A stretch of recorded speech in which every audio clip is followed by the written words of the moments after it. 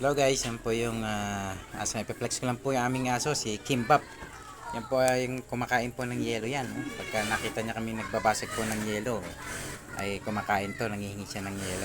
So yan, yan lang po natin. Kukuha lang po tayo ng yelo ha. Yan, wait lang po natin.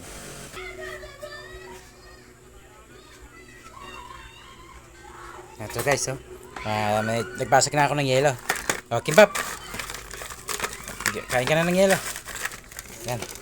Kuha ko tayo ng yelo na tingnan nyo guys oh. Tingnan mo yung aso namin yan kumakain ng yelo yan. Nakakita ng aso na kumakain yelo.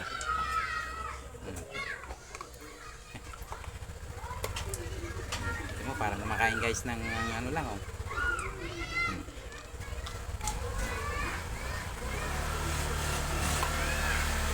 sa yelo pinakain niya.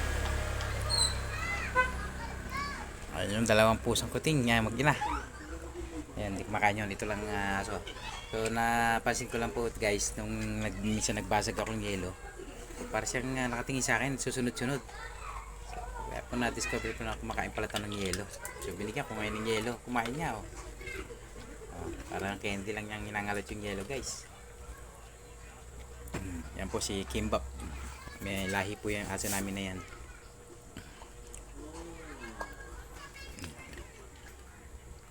Yan, medyo naubos na niya guys.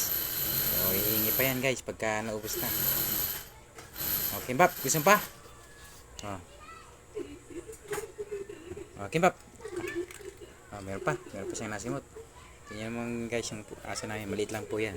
Tingnan mo yung paa niya yung paa niya galing Gusto pa Kimbap? Ito pa, yellow. Sino guys ha? Yellow po yan. Ayan. Ayan po yung aming alaga na yan. Yan lang kayo makakita na aso na kumakain ng yelo.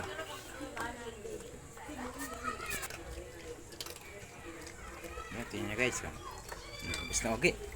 Ubus na ulit. Lang kending nilalot.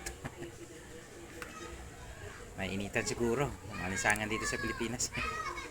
So thank you for watching guys. God bless.